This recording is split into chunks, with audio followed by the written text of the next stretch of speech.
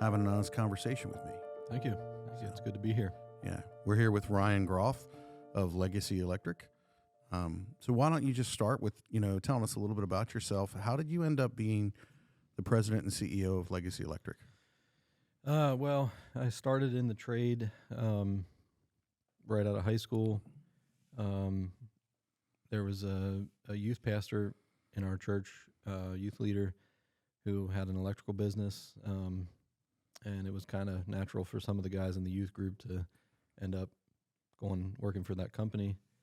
And so that was where I got my start in the trade.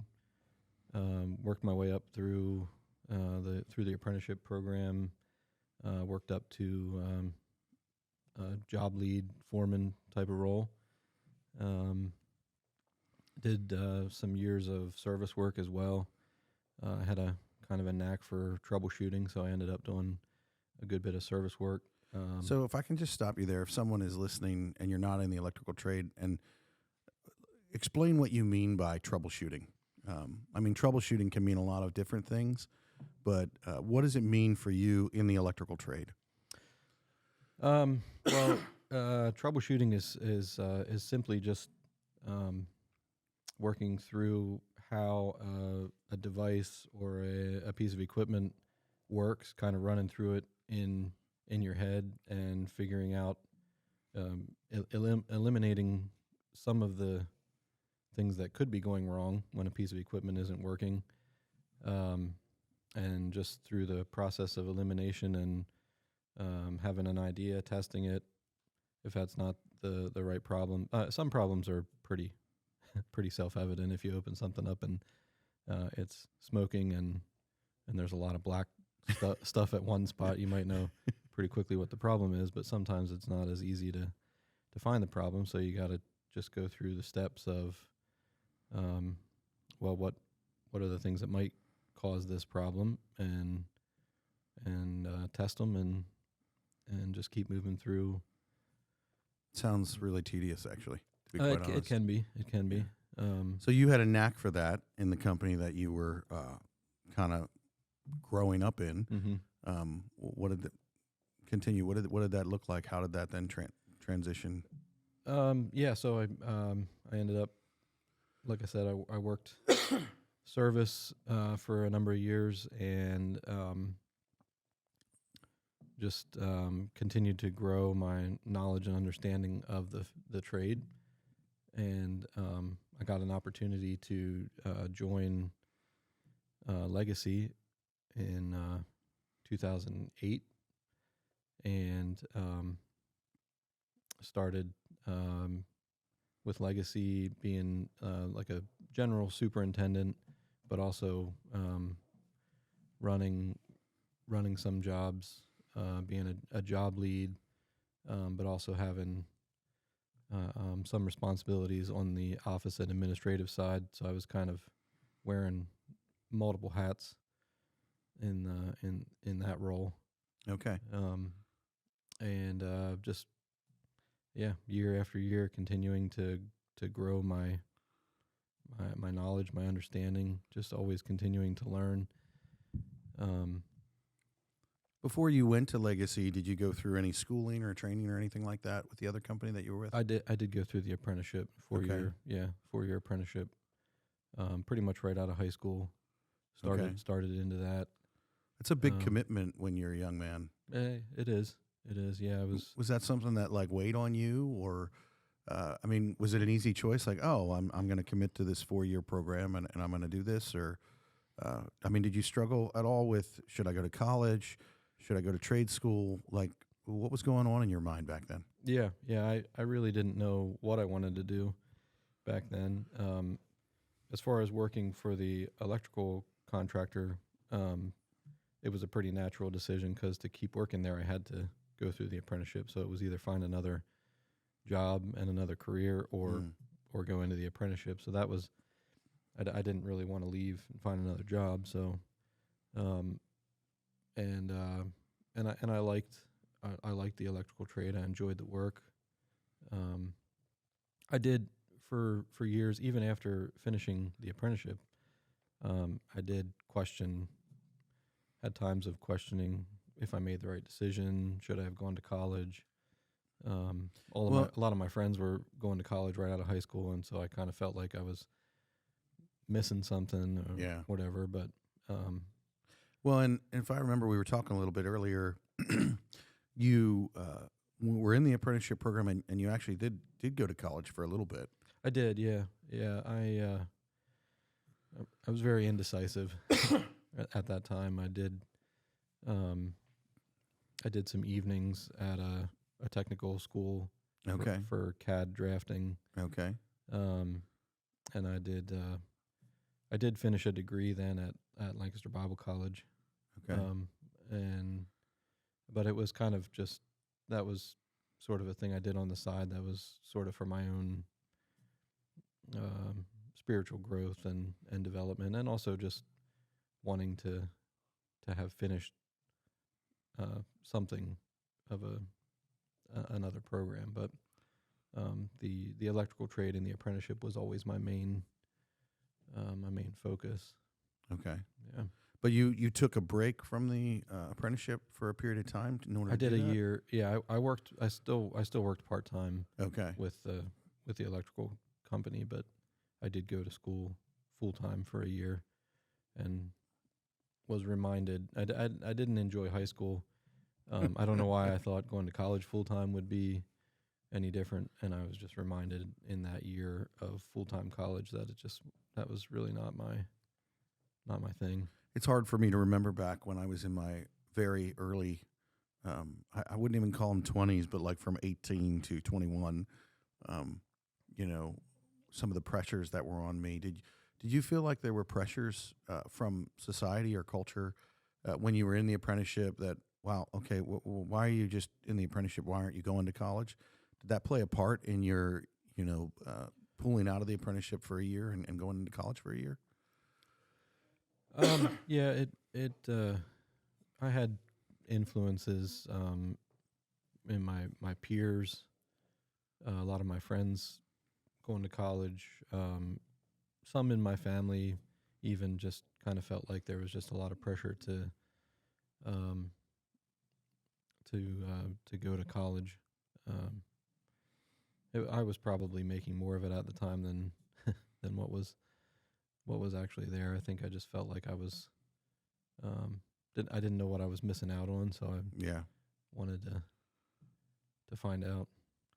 I think it's funny, and I wish that I could say this is just when I was younger, but I often make more out of a situation than really is there in my mind. Mm-hmm. I make it bigger than it is. I make what people say bigger than what it is, and I'm literally always wrestling with,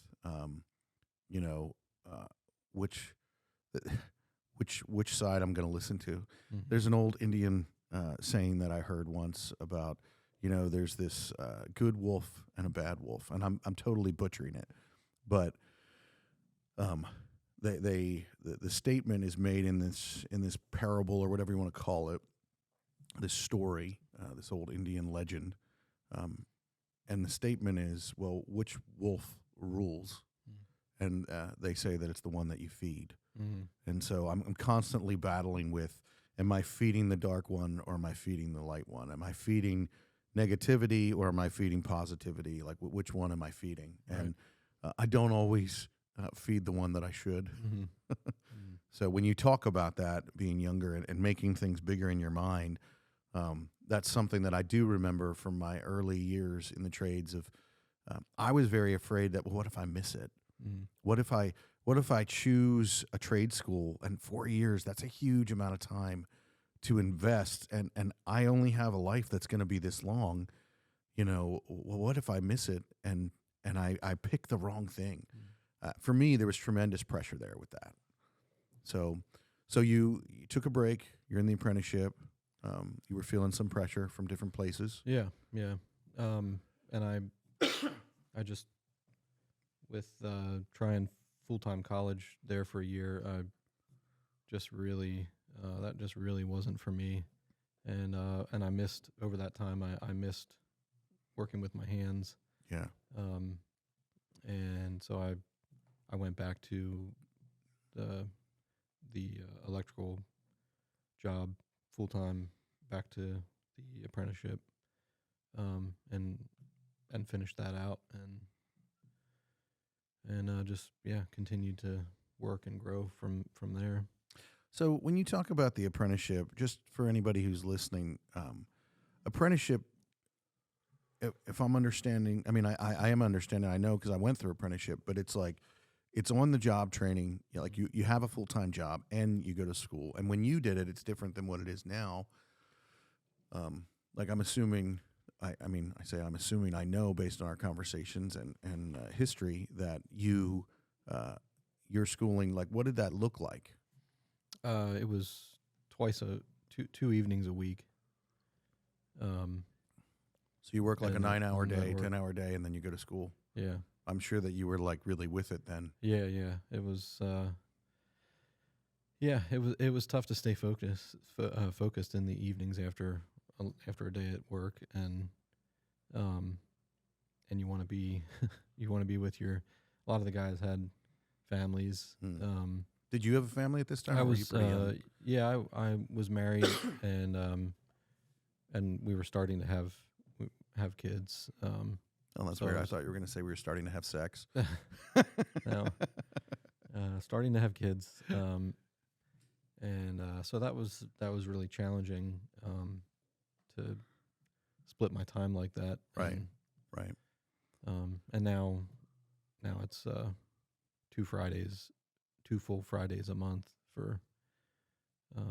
So for the apprentices that you now now have in, it's 2 Fridays a month, right?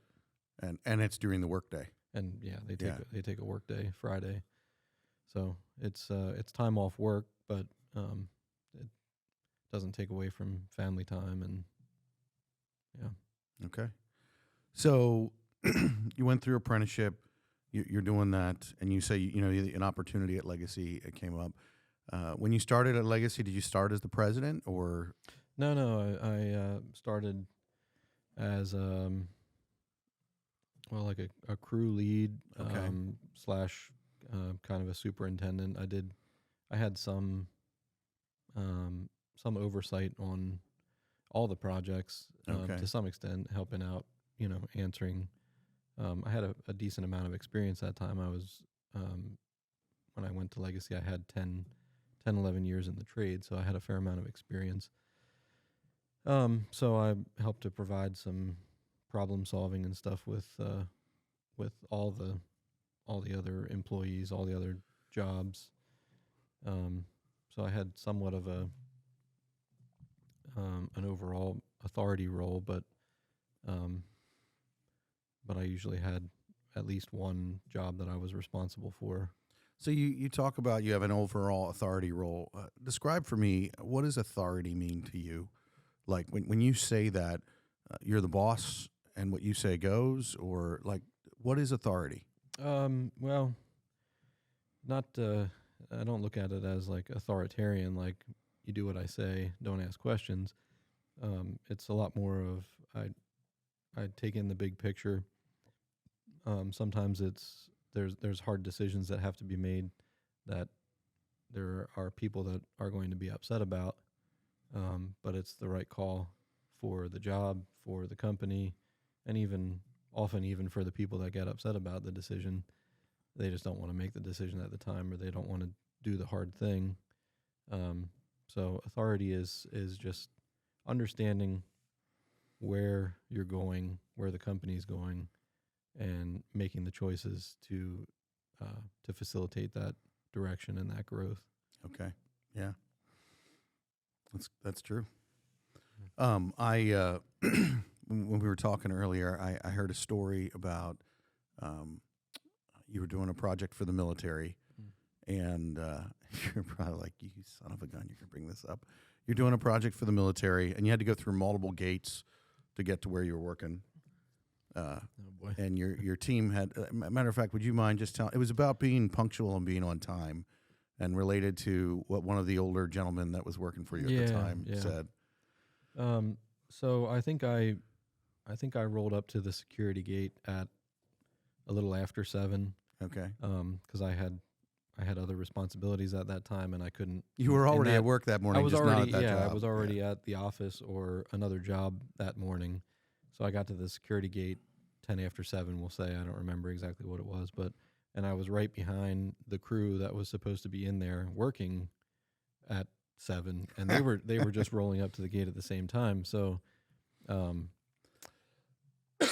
one of the guys in the car in front of me, the guys that were supposed to already be working, he thought it'd be funny if he told the security guard to tell me that I'm late. So I got to the security guard, and sure enough, she says you're late, and I did not look. I did not give a very pleasant look, and I don't think I even said anything. But so I got up to the guys at the job site, and and it was a bit of a ways from the gate. It was a little bit of a drive, and time for me to stew over how angry I was about this. And so when I got up there, I let them know that I can't be late, and they in fact were late. And yeah, I think I was a little upset for most of the morning. Yeah. I think that's something that a lot of people don't realize when at this point, you were an owner in Legacy. And I think a lot of people don't realize for an owner, you're on all the time. Yeah. You're on all the time. And it's one thing that when I was an employee, I didn't realize the value in at 3:30 or 4 o'clock leaving the job and over the weekends not having to think about it or worry about it. Mm-hmm. And I, different people are wired differently. There's nothing wrong with that.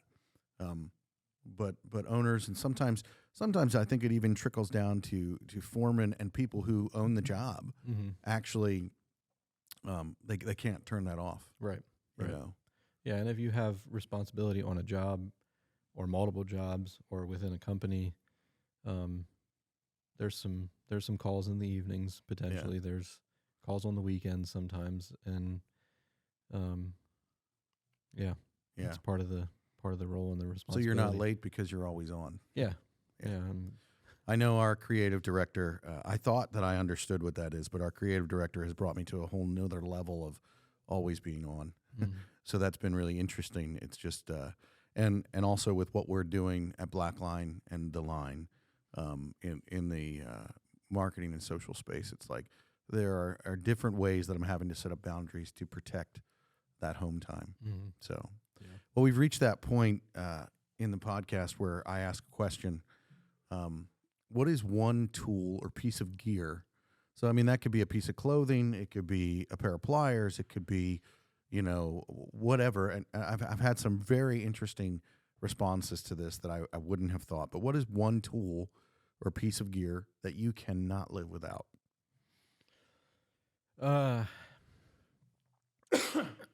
Well, I do like a good hammer. Well, you're an electrician, so I think you need to define that a little bit because to an electrician, everything is a hammer. Yeah.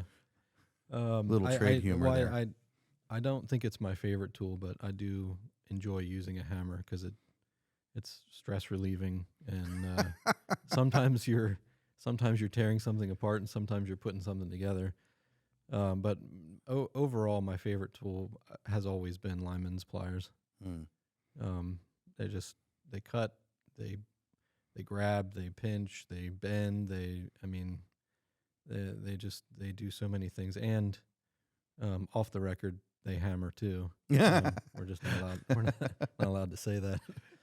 But those are always my favorite. They're simple. Yeah. They're sturdy. And they do so many different jobs. Any specific brand? You're an electrician, so I think I know the answer. Yeah, I've only ever had Klein.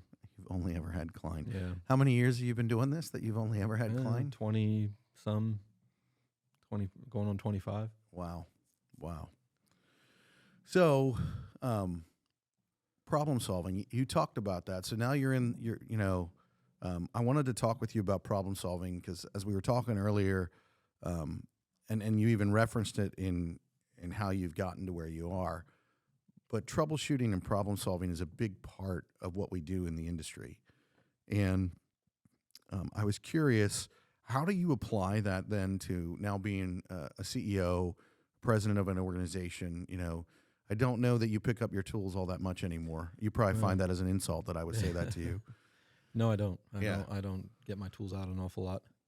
So how do you, you talked about troubleshooting and problem solving in the service space when you were doing the technical side of things, but how does that apply to your role now? Well, that's been actually kind of a difficult process for me.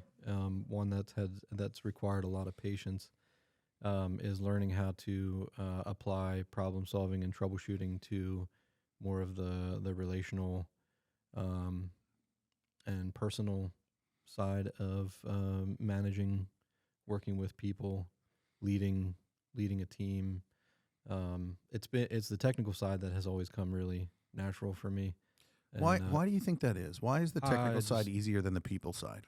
Well, I have kind of a mechanical mind, so machines, equipment, They don't tell you that you're late? hardware. They work by a certain set of principles, and they work kind of reliably and consistently based on how they're made. They're pretty straightforward if you have a schematic for it, or if you have an understanding of how a piece of equipment works. There's not they don't have emotions, and they don't come off of a rough weekend and they're mad at the world on Monday morning or whatever. So they work the way they work.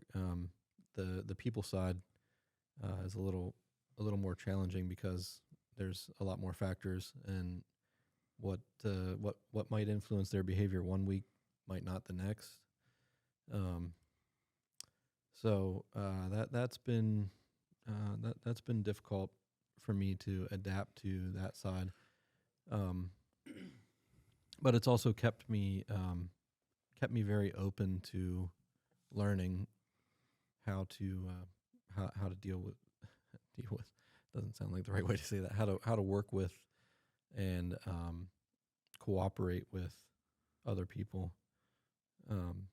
You have to I do that a don't feel lot it- in your role, don't you? I do, yeah, Yeah. I do. Just people So- within your company, but or like Oh no. People in the company, people within other companies that we work with and work for, suppliers, general contractors, other trades.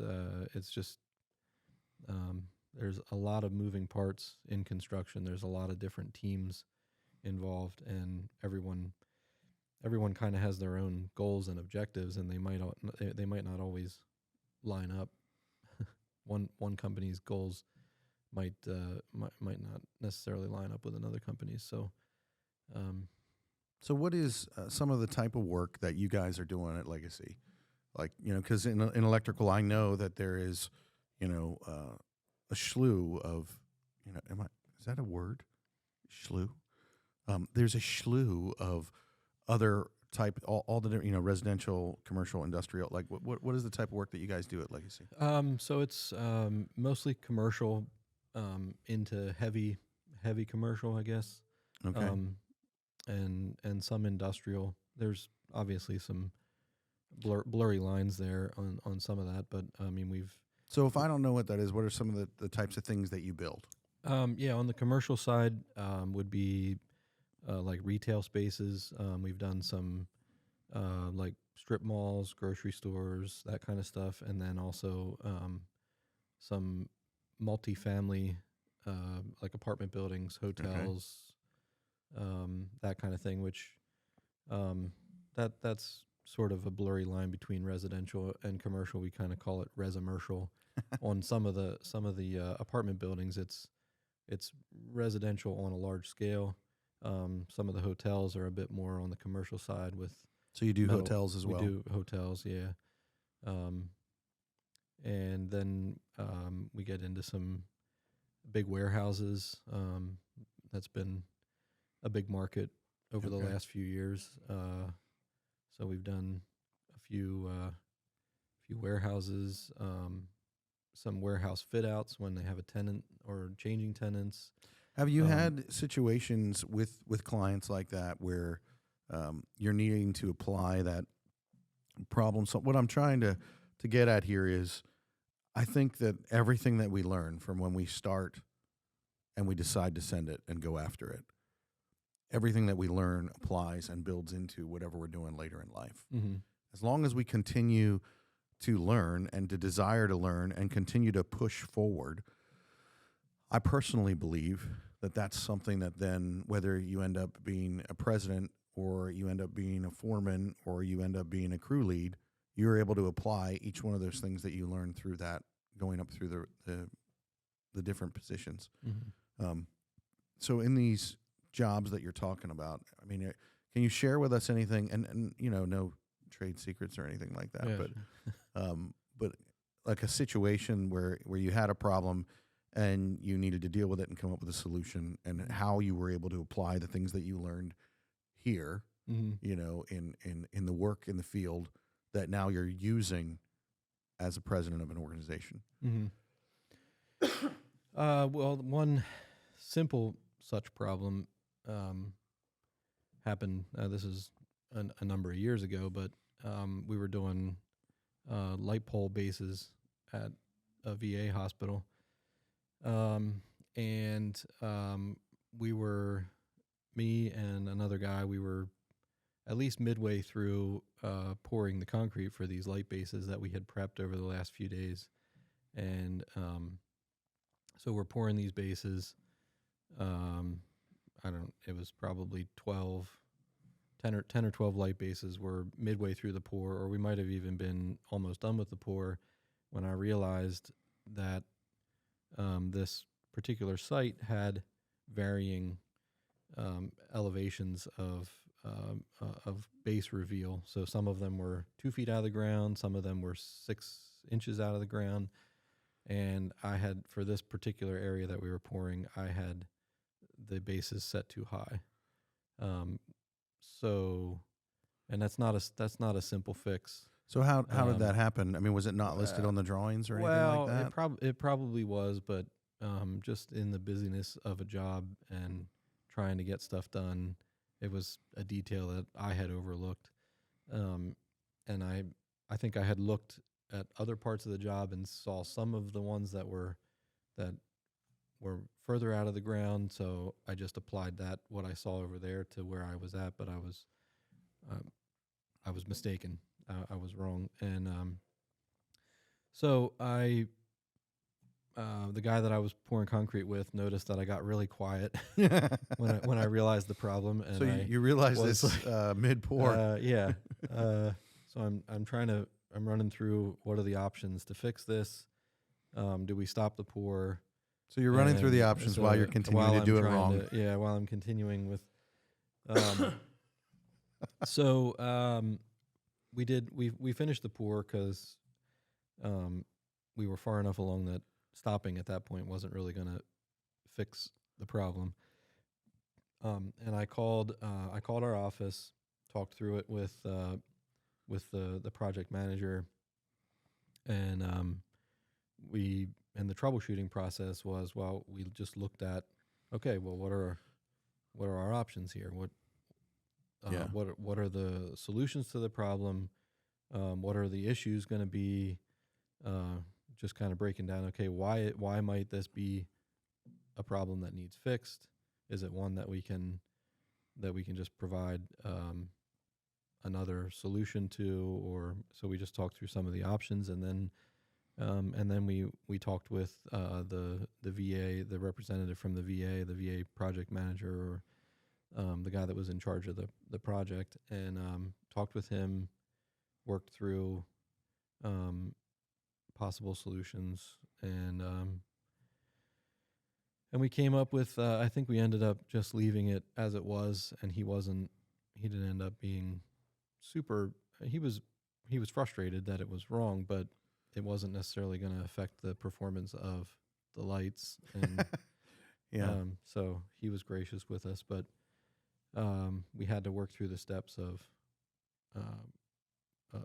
problem solving that and figure out the way forward and the way to fix the. So there's a couple of points there that I want to just kind of harp on. Like, so when you you started, you're pouring. Were you 3/4 the way through your pouring of your light bases, or were you, halfway, or were you It only a was quarter of the way? it was at least halfway, It if was at not least halfway. three quarter. We were So what was going through your mind when you made the decision to? Because I think that's something in the problem solving.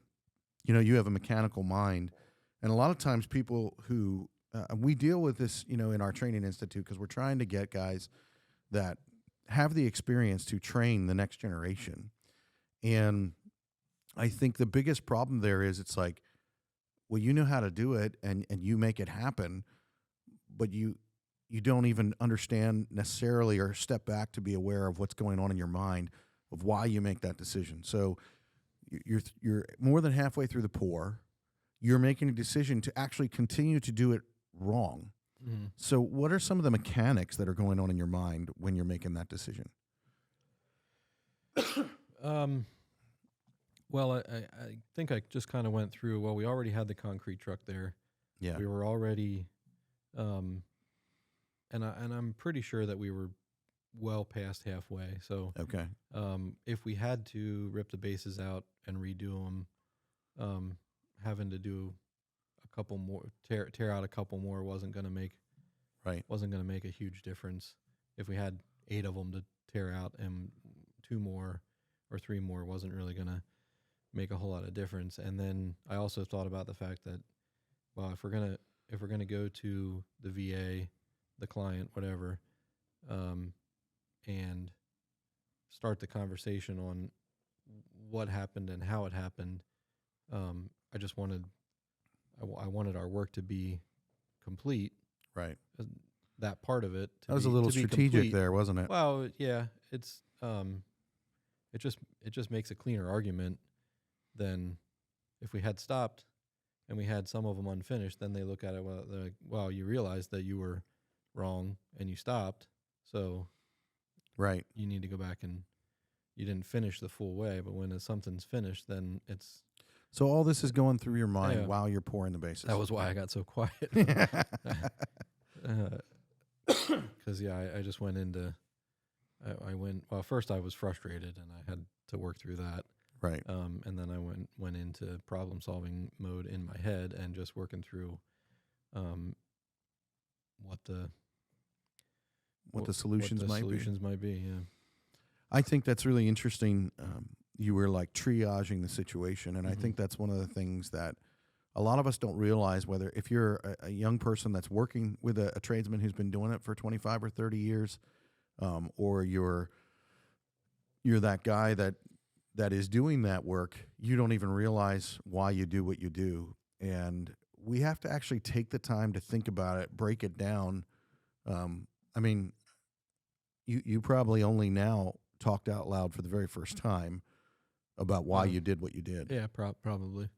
And that Yeah. was that yesterday or was that a few years ago? That was at least 10 years ago. Wow. So I think that's something that's important for journeymen and mechanics and for just people who have been in the trades to recognize things that come naturally to you don't come naturally to everyone. And they definitely don't come naturally. At that point, you had already been managing work and running work for quite a while. Right. Yeah. So I think it's important for us to recognize that we must triage situations, break them down. I mean, that's how you problem solve that and Mhm. got to where the solution was. And you also dealt with some other things there about doing it wrong. And I'm really curious how you handled that in doing it wrong. And then what was going through your mind when you're processing actually talking to people about a mistake that you've made? Mm-hmm. Well, there's the frustration of having done something wrong, whether I missed a detail in the drawings or, so that is the first thing Yeah. that I always have to work through with a mistake is just this isn't the way it's supposed to be. I'm angry about that. Yeah. And then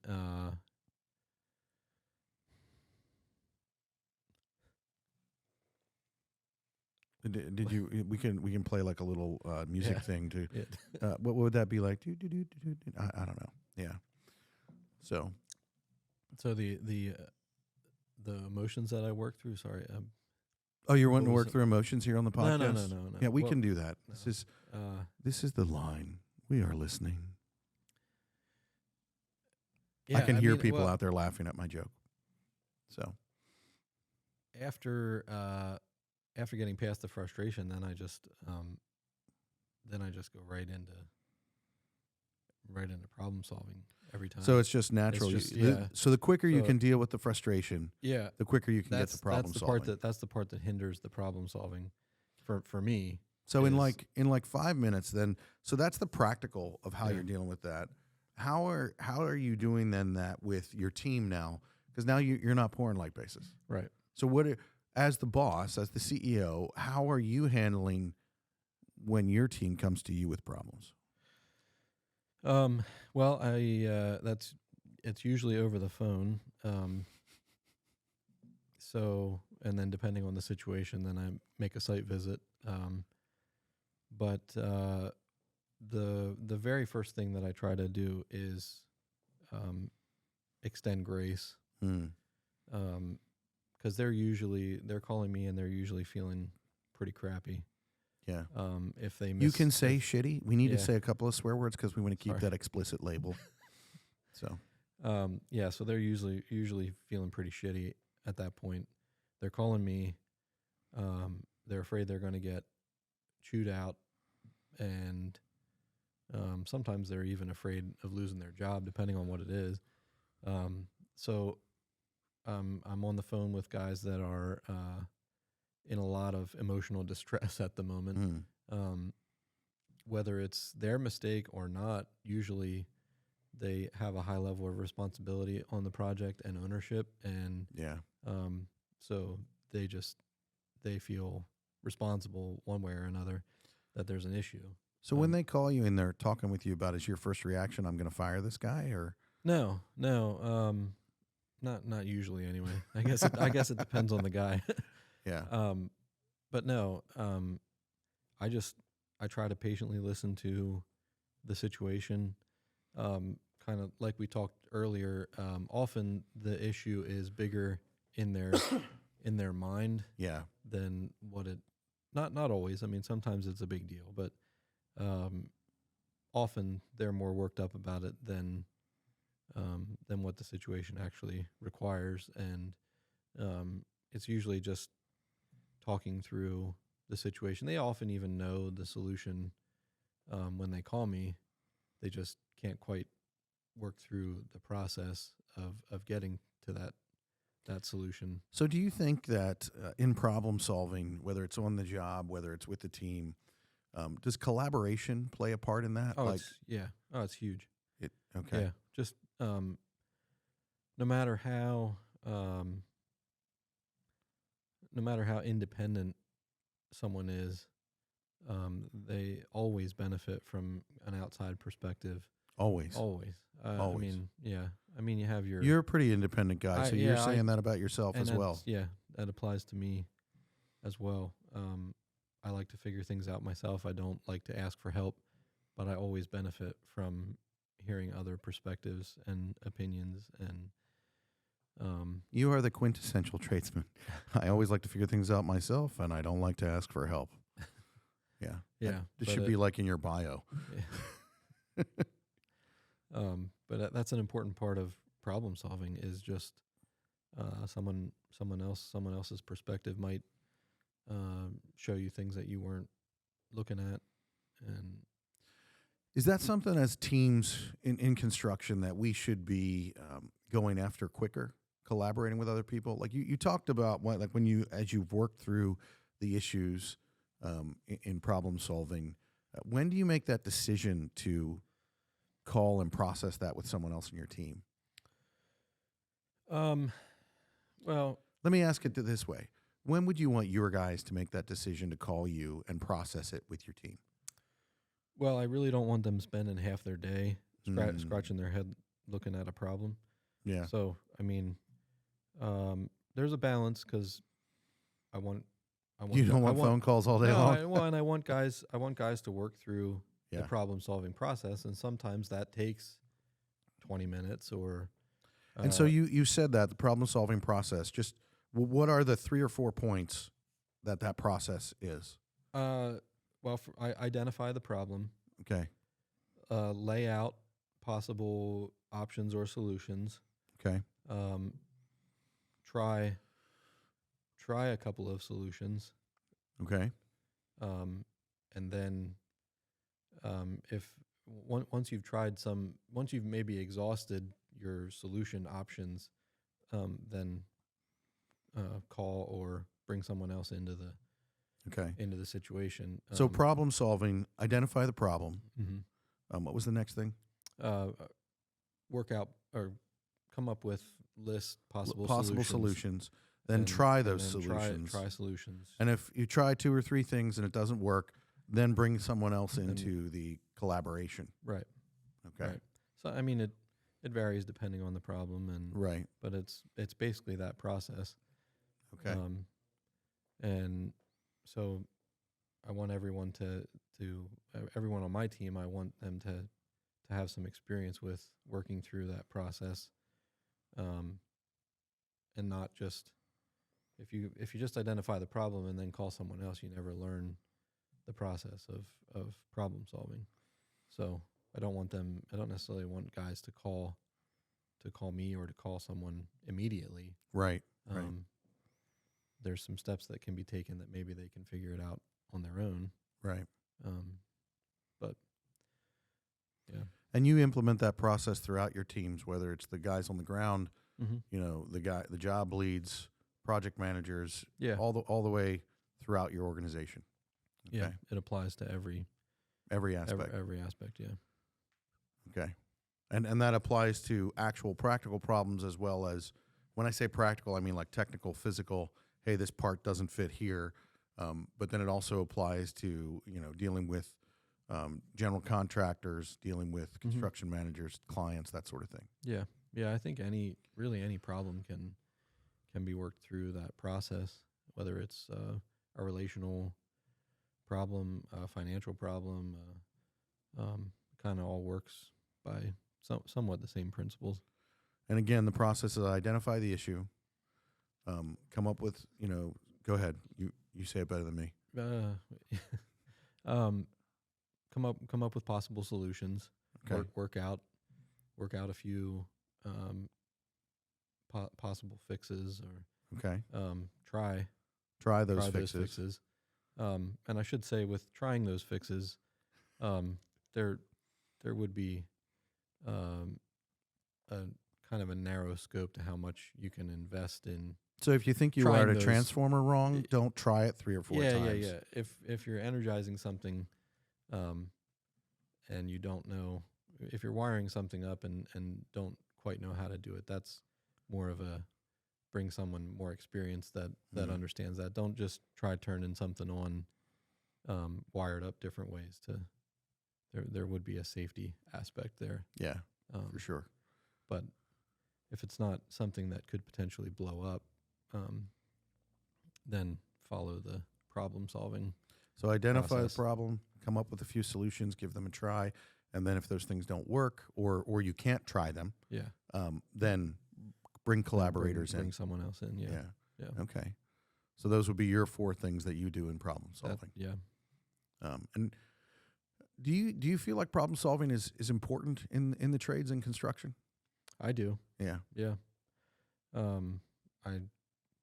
I think it's critical. Yeah. I think everyone should have some level of problem solving ability. It's going to be relative to the amount of experience you have in your line of work. Right. So you're not going to have a first year electrician, problem solving huge switchgear or, Well, if you do, then you Yeah. might not be in business that long. Yeah. I would recommend someone with experience overseeing some of Yeah. that, Some of that process. growth process. Yeah. So we're coming to the place in the podcast where I'm changing it up a little bit. And we've talked a little bit already about some mistakes that you've made, but mistakes or motivation. And so what I mean by that is, what is a big mistake that you made in the industry, or what is a motivation or an encouragement that you want to give to those who might be listening, who are, either working in the industry, who are thinking of getting into the industry, pick one of those two and give us your thoughts. Well, I shared a mistake already, so Yeah. so I'll move on to a motivation. Um, I My motivation is always learning. Hmm. Um, I find great enjoyment and significance and satisfaction in learning a new skill or a new task, trying something that I haven't done before. And there's so much. I've been doing this 25 years, and I'm still finding things. Yeah. Now it's a lot of those things are that I'm learning are on the relational and the people side. But every step of the way for me, there's been opportunities to learn and grow, and so that's always been a huge motivation for me. And now, this has been in increments or in small ways all along, but teaching someone else There it is. something There it is. is even a next level motivation. Well, and do you think you learn when you're teaching someone else? Well, absolutely. Yeah. Yeah. Yeah, I because I think have you to learn break- even more. Right. Yeah. Yeah, I have to break down something that I've been doing more or less in my sleep for 10 years. I have to break that down for them into steps, which helps me, refreshes my understanding, deepens my understanding of what I'm doing. Yeah, that's good. And just the opportunity to, my wife and I, we homeschool our kids, and the joy of getting to watch them learn to read, and then, the next they read bigger books, Right. longer books, and just seeing their joy in learning to do something. And that same opportunity is in every line of work, but in the trades, there's always opportunities to teach someone else something that you've been doing, whether it's a trick with what they're doing or a whole new set of skills. We like to say hack instead of trick. A hack. Trick. Yeah. I shouldn't say a critique. No one wants to be critiqued, but Yeah. it's just that there's daily opportunities to teach. Well, there it is. We talked today about problem solving, and you need to identify the problem. You need to come up with 2 or 3 solutions that you think might fix the problem within a safe bubble. And then, if you can't solve it, don't spend half your day trying to solve it. Take that point and bring other people in for collaboration. And then the motivation, I think, for all of you out there, that if you're a tradesperson, and Ryan, your motivation, I think, is really appropriate for what we're talking about here on the line. And that is, not only do you need to be continually learning in the trades, but the best way to learn is to take the time to break down what you've done and how you do it and share that with someone else. If we're not sharing the knowledge that we have built over 25, 30 years in the industry, then we are part of the problem. You are part of the problem. So don't be part of the problem, be part of the solution, because that's what we're talking about here today, is bringing solutions to problems, problem solving. And so be a solutions-based person, not a problems-based person. Feed the good wolf. Feed the wolf that is going to continue to learn and grow, and invest that in whoever it is. And I would say, if you are in the trades, whether you're a first-year apprentice or a fourth-year apprentice, or whether you've been here 30 years, you are a leader, and you have an opportunity to teach the person next to you and to share what you've learned. It's not something that you need to wait till you're where Ryan is to be able to do that. It's something that you can do every day. And it's about taking the time to care about the person next to you and to invest in them and to do that. And the one last thing that I would like to just touch on, since you kind of covered mistakes and motivation, is our mistakes are always bigger in our minds than they are in reality. And we tend to let fear of what might happen prevent us from talking about them when we should talk about them sooner rather than later. And so just don't let that stop you from owning your mistake, because you didn't get fired. Your company didn't go out of business. Matter of fact, I believe it strengthened your relationships based on your honesty. It did. Yeah. For sure. Yep. And it was one thing that I paid closer attention to in future projects. Yeah. Every mistake is an opportunity to catch that same scenario in the next job. It's kind of imprinted on your brain so you don't forget. Yep. Yeah. Well, hey, thank you guys for tuning in and listening to The Line. Step up to the line this week. When you're out there at work, make sure that you're problem solving, make sure that you're teaching, make sure that you're learning. Have a great week.